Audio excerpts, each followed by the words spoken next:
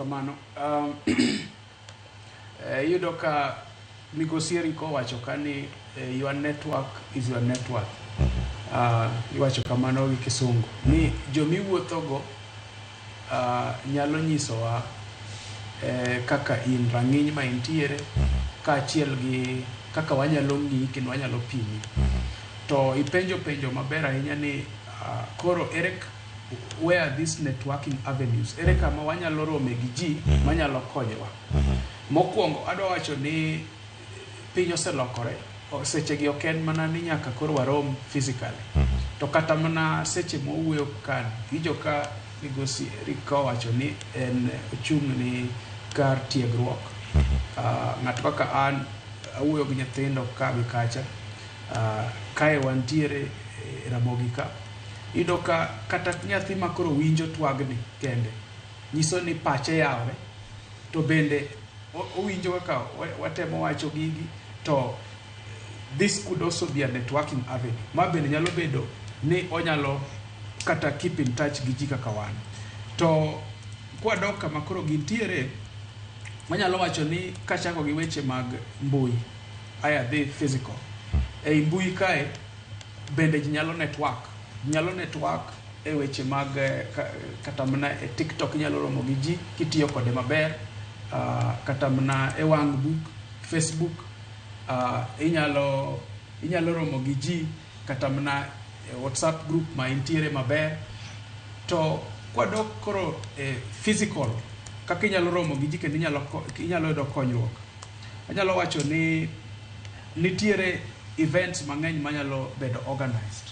To events gi bedo organized gi agents of socialization. Nitiere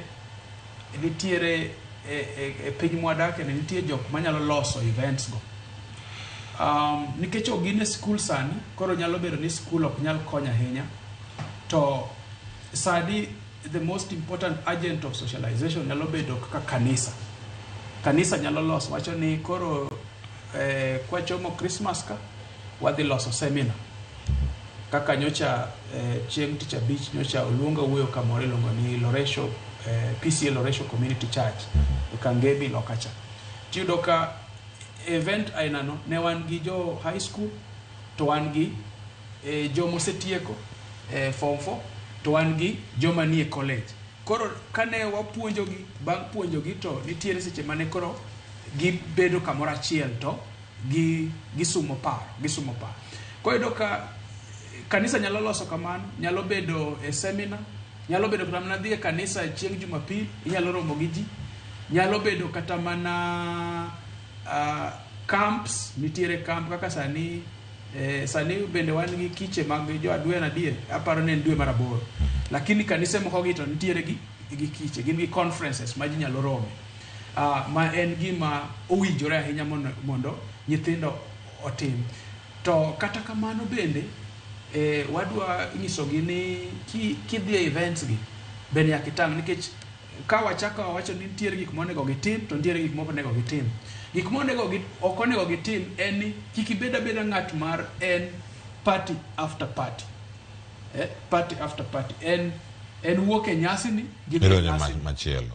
Nikech ihero chiemo iyogo ibuya, ihero chiemo ichiemo mang'eny. Koro iwuoge e nyasi ni idhi e nyasi machielo. Seche moko bende idwa donje mer. Kata idwa ng'ado nikech e nyasi gi ema ng'ati rwake wach mer, weche mag anjao kod kata mana weche mag weche mag terruok gi weche mag donje ria. To kosechopo seche monego bed ni donje ria nikech idonjo mana ria ka koro isebedo ng'at monyombo.